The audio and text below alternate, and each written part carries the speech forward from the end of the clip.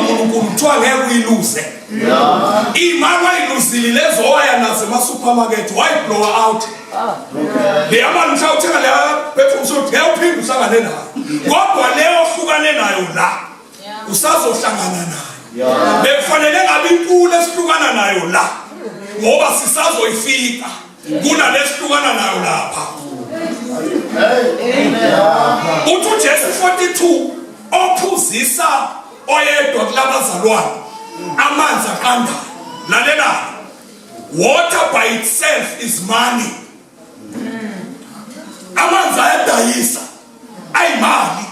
Manguphuzisa amanzi nguphuzisa imali yakho. Awuzwe lapha kuthiwa aqandiswe uthatha imali ukukandisa amanzi. Angazi mhlawumbe ifriji yakho iduma ngeyilini. Isebenzisa imali ukuduma. Mayiduma nje ifriji ngayimali iduma ngemali. Yezwa? Lela ngisalele 5 minutes seyaphela. Angene nje ziwu-5 indlela zokusupport. Yezwa? Number 1, uyawusupporta lo msebenzi, uyayisupporta leyo nceku with your prayers. Yezwa? With your prayers. Mawuthandaza. Namuza uPaul indawo eningi athi bazalwane sikhulekeleni. Lo mzalwane mawumkhulekela, leyo nceku mawuyikhulekela uba entitled kwi-anointing yakhe. And le anointing yakhe ayizukukusiza kuphela mhlawumbe thola imqhele, ikusiza along the way. Yezwa?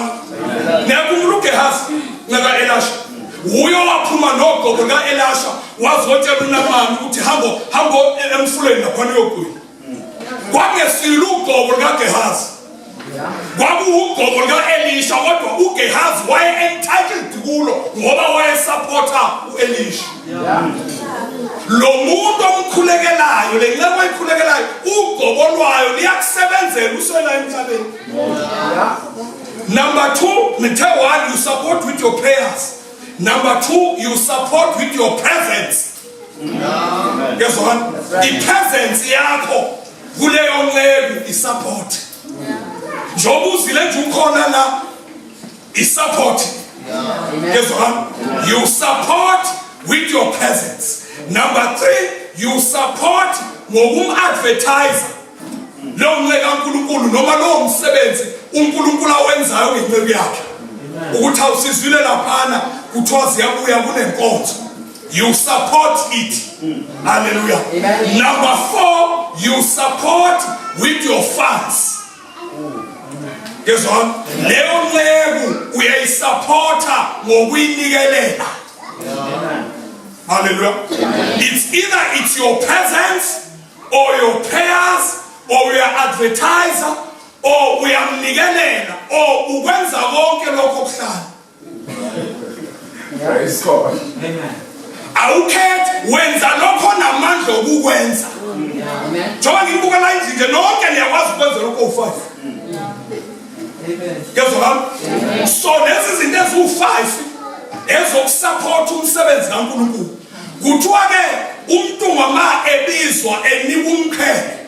Bonke abamsupportile. Ngezwa? Bazobizwa. Banika umqhele onjengowakhe. Umqhele wakhe nabamsupportile awuzukwehluka.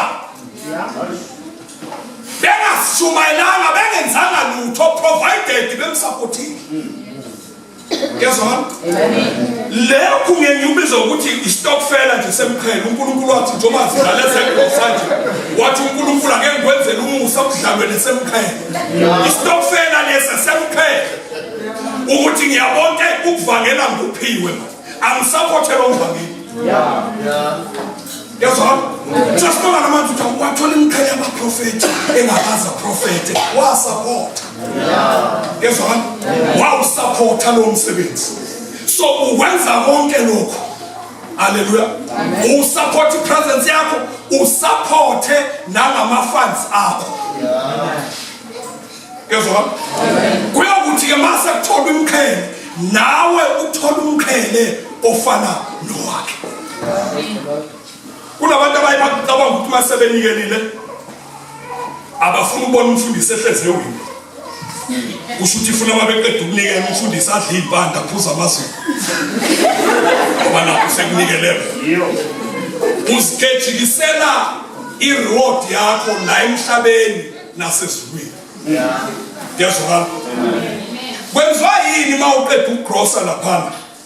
Lo siso bukade udlula kuye ushiya 6,000.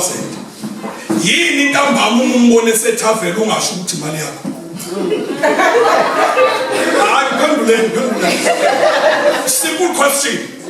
Ubuse supermarket wagrosa washiya 6,000 kule ntombazana futhi inephuza face le ntombazana. Inephuza face. Uyayibona vele yaphuza washiya 6,000.